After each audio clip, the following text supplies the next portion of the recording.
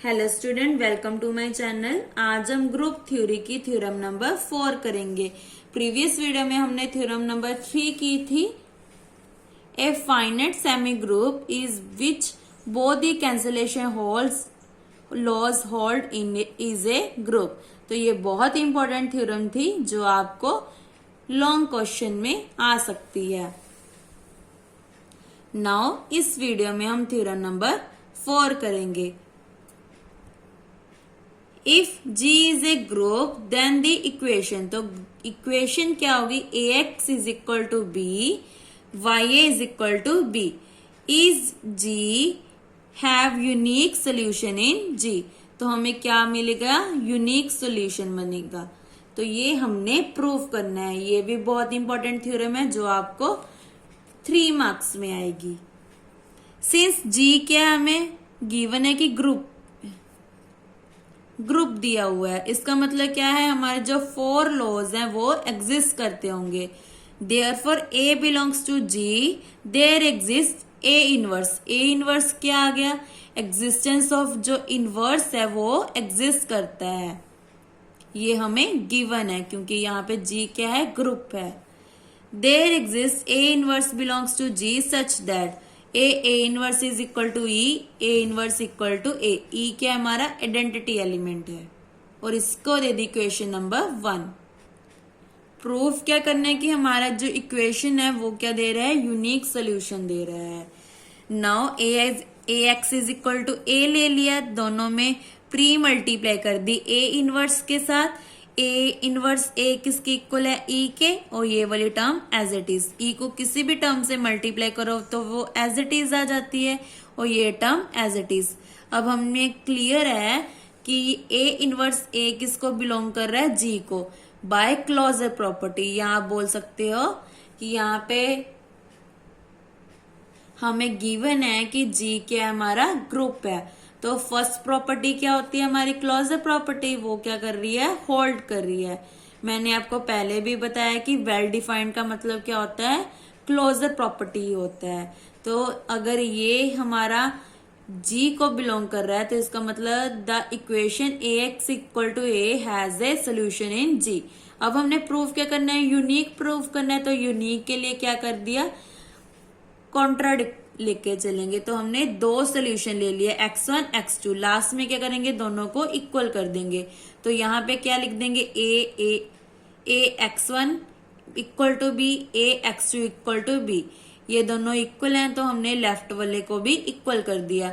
Now left cancellation law लगा दिया तो x1 इक्वल टू x2। इसका मतलब हमें हमारी जो इक्वेशन है वो क्या दे रही है? यूनिक सोल्यूशन दे रही है।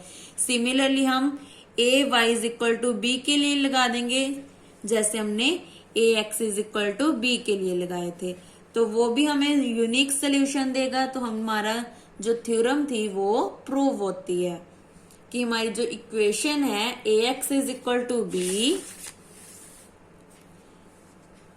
Y is equal to B is have unique solution in G।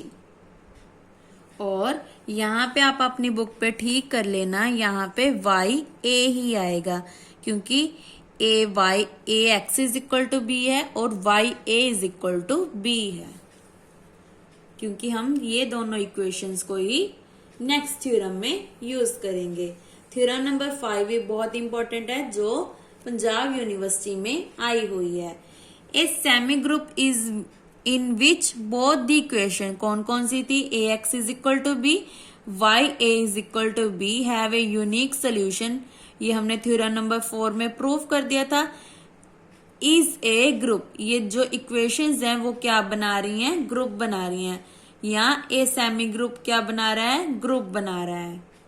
तो जब भी हमें सेमी ग्रुप गिवन हो तो हम क्या करते हैं? एग्जिस्टेंस ऑफ आइडेंटिटी प्रूव करते हैं और एग्जिस्टेंस ऑफ इनवर्स प्रूव करते हैं, क्योंकि हमें क्वेश्चन में गिवन होता है कि हमारा जो क्वेश्चन है, इक्वेशंस है, वो क्या बना रहे हैं? Semi group. सेमी ग्रुप मतलब क्लोजर एंड एसोसिएटिव प्रॉपर्टी हमारी पहले ही होल्ड कर रही है। यहाँ इसकी सेकंड इक्वेशन क्या है? स्टेटमेंट क्या है? Let G be the set with the binary operation which is associative. Assume that all the elements a and b in G, ये तो क्लियर ही होता है कि ए बी के जो सारे ए एंड बी एलिमेंट्स हमारे किस में होते हैं, जी में से। The equation a x is equal to b y is equal to B has unique solution, then G हमारा क्या बना रहा है, ग्रुप बना रहा है। सो प्रूफ में क्या करेंगे, ये जो दोनों इक्वेशंस थी वो सेम ही मेथड, सेम ही मीनिंग था। नाउ प्रूफ में क्या लिखेंगे कि जी हमारा क्या है, सेमी ग्रुप है। कौन कौन सी इक्वेशन है, a x is equal to b, y is equal to b, और ए बी किसको बिलोंग कर रहे हैं, हमारे जी को, और क्या दे रहे हैं हमें, यूनिक सोल्यूशन दे रहे हैं। तो सबसे पहले एग्जिस्टेंस ऑफ आइडेंटिटी से स्टार्ट करेंगे। किस टाइप के एलिमेंट लेंगे, a x is equal to b type के, तो इक्वेशन को कंसीडर कर लिया। देन उसमें हमने क्या किया है, यूनिक ई बिलोंग करवा दिया जी में से, तो एक्स की जगह हम क्या लिख सकते हैं, ई, तो A E is equal to A आ गया। नाउ बी हमने फिर से आर्बिट्रेरी एलिमेंट ले लिया, तो यहाँ पे आज सेकेंड इक्वेशन क्या है, B Y A is equal to B has a unique solution से सी, क्योंकि जैसे हमने x में e पुट कर दिया था तो a के ए E is equal to A आ गया था, बट यहाँ पे हम y की जगह b नहीं पुट कर सकते क्योंकि b a is equal to b आ जाएगा। तो हमने एक और ले ली एलिमेंट c, तो यहाँ पे क्या लिख दिया, c a is equal to b। And ये दोनों जो इक्वेशंस हैं हमारी, a x is equal to b, y is equal to b, ये हमें क्वेश्चन में ही गिवन है कि ये हमें यूनिक सोल्यूशन दे रहा है, तो इस बात को आपने याद रखना है। नाउ अब हमने क्या किया, बीई कंसीडर कर लिया, तो ई की जगह पुट कर दिया हमने इसकी वैल्यू। फिर उसके बाद क्या किया, ए एंड सी को कंबाइन कर लिया। यहां पे आप क्या करो, इस स्टेप को स्किप कर सकते हो, सीधा आप लिखो बीई। ई किसके इक्वल था, ए ई के इक्वल नहीं, बी किसके इक्वल है, ए बी के। दोबारा देखो, यहां पे हमने क्या किया, बीई कंसीडर किया है। बी की वैल्यू क्या थी हमारे पास, ए सी थी, तो यहाँ पे पुट कर दिया। उसके बाद इन दोनों को कंबाइन कर दिया, ए ई की वैल्यू क्या आ रही है, ए, तो सी ए की वैल्यू क्या आई थी, बी, सभी की वैल्यूज यहाँ पे हमने पुट कर दी, जो ये तीनों वैल्यूज थी। तो इसका मतलब क्या है, B is equal to B. अगर बी के इक्वल आ जाए तो ई हमारा क्या बन जाता है, आइडेंटिटी एलिमेंट बन जाता है for all b belongs to G. अब यहाँ पे तो क्लियर है कि b is equal to b आ रहा है। सिमिलरली हम ई बी भी लेकर आएंगे क्योंकि हम कैंसलेशन लॉ लगा रहे हैं। ये कौन सा है, लेफ्ट, और यहाँ पे हम राइट को लेके आएंगे। तो सिमिलरली सेकंड इक्वेशन ले ली, और देयरफॉर देयर एग्जिस्ट एफ ले लिया। एफ किसको बिलोंग कर रहा है, जी को। पहले हमने ई लिया था, अब हमने एफ ले रहे हैं। उसके बाद क्या किया, F is equal to B, F B is equal to B, क्योंकि हमारे पास दो इक्वेशंस हैं।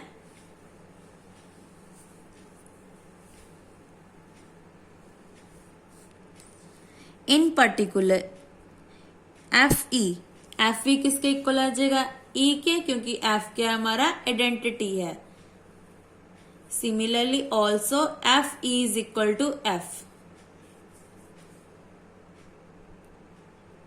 ये दोनों कैसे आए, इसमें हमारा f क्या है, आइडेंटिटी है, और यहाँ पे हम राइट कैंसलेशन लॉ लगा रहे हैं, और यहाँ पे क्या है, f इक्वल टू एफ आ रहा है। इसका मतलब e क्या होगा, हमारा आइडेंटिटी होगा, और इस पे कौन सी लॉ लग रही है,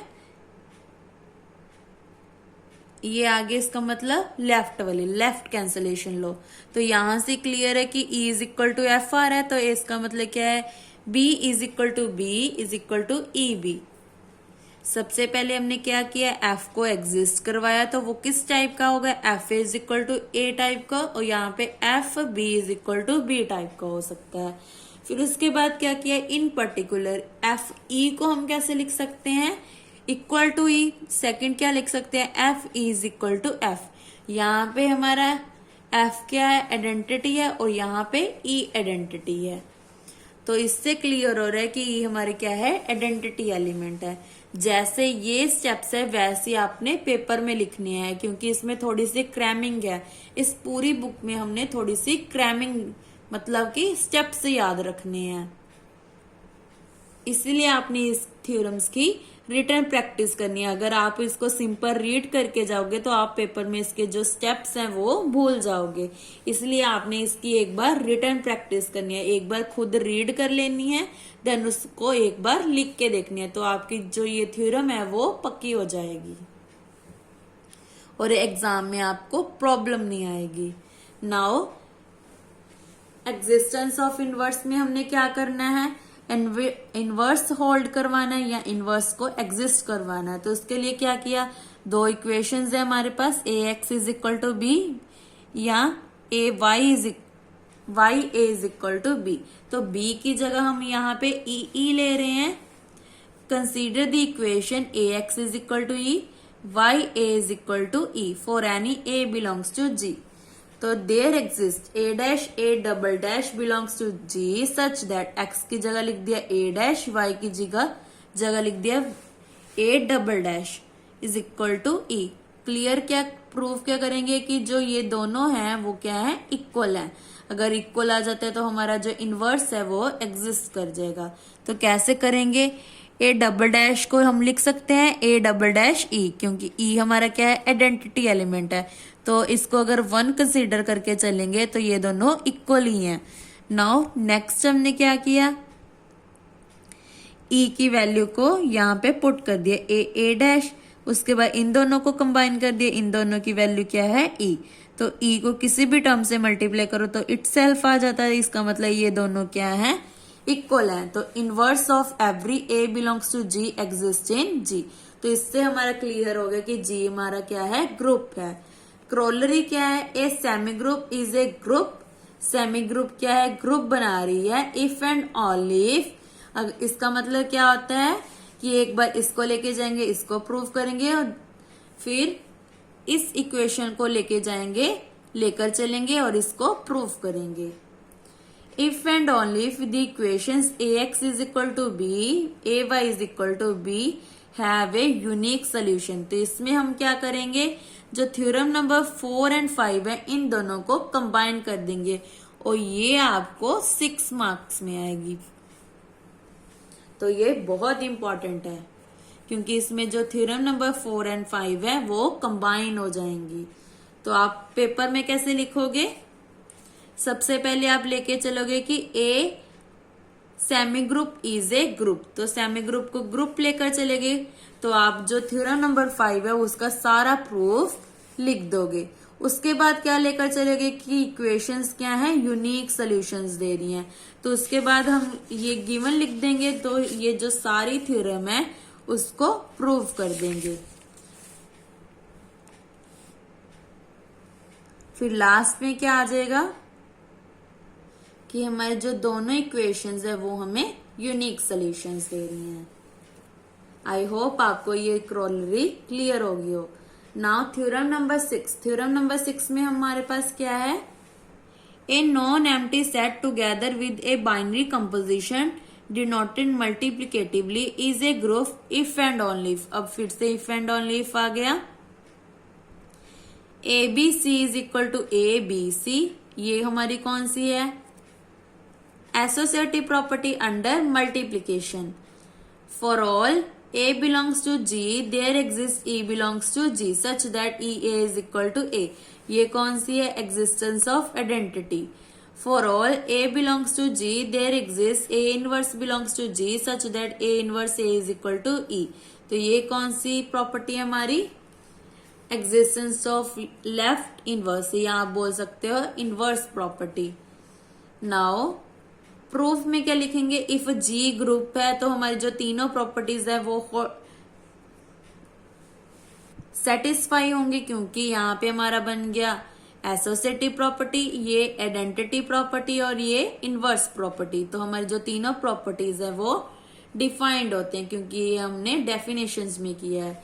ना कन्वर्स पार्ट करते हैं। कन्वर्स में क्या लेकर चले कि ये जो तीनों प्रॉपर्टीज है वो हमारी होल्ड करती हैं। प्रूफ क्या करना है हमने कि अगर जो हमारा जी है वो क्या बना रहा है, ग्रुप बना रहा है, तो इसको हमने प्रूफ करना है। लेट कर लिए कि ये किसको बिलोंग कर रहा है, जी को।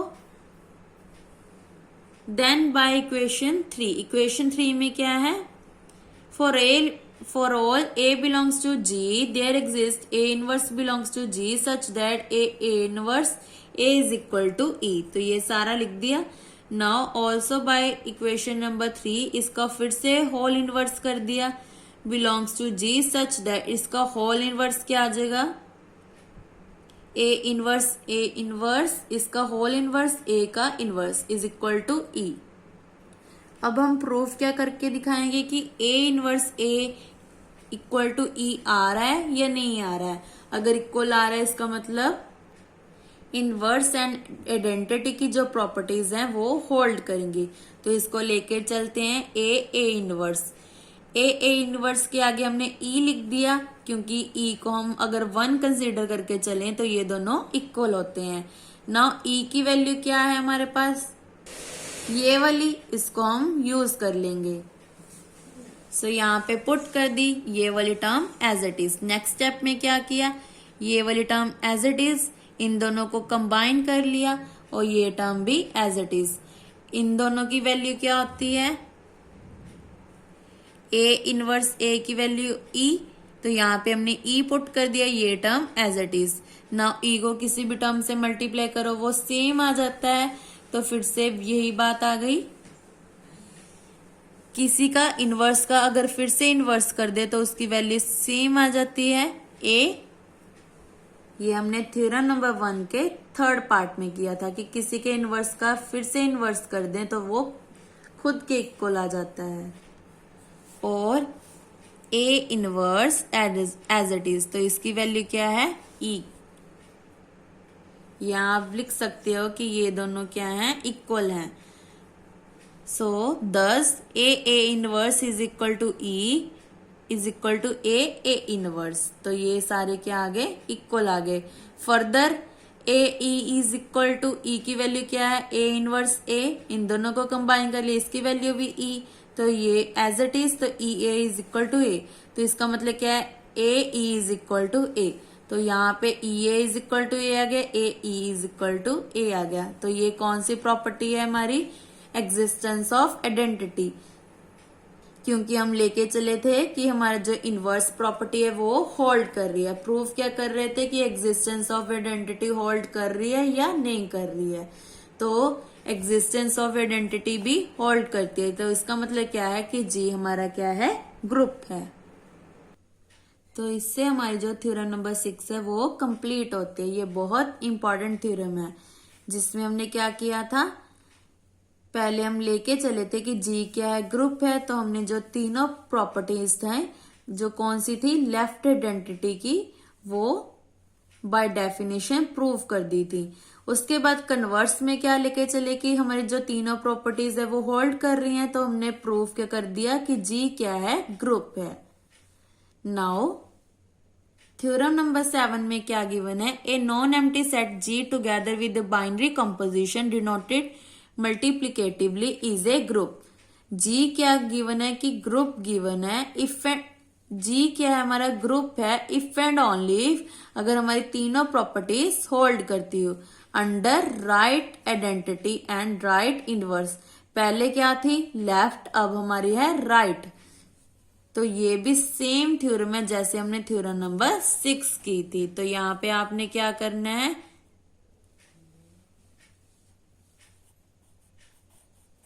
एक बार अपनी जो नोटबुक है उस पे प्रूव करके देखना है। जैसे हमने A इनवर्स को लेफ्ट पे लिखा था, वैसे आपने थ्योरम नंबर 7 में A इनवर्स को राइट पे लिखना है। तो कैसे लिखोगे, A की पावर -1, मतलब A inverse is equal to E। Similarly यहाँ पे ये टर्म आगे आ जाएगी, ये टर्म पीछे। सिमिलरली यहाँ पे क्या करोगे, A इनवर्स A लेकर चलोगे, बाकी सारा प्रूफ खुद करोगे। और अगर किसी भी स्टेप में डाउट हो तो आप मुझे कमेंट करके पूछ सकते हो। और जो ये नोटेशंस हैं वो हमने नहीं करनी है। नेक्स्ट वीडियो में हम थ्योरम एग्जाम्पल नंबर 1 से स्टार्ट करेंगे। Thank you. और अगर आपको मेरी वीडियो अच्छी लगे तो please like and subscribe my channel और अपने फ्रेंड्स के साथ आप मेरे चैनल को शेयर करें। Thank you.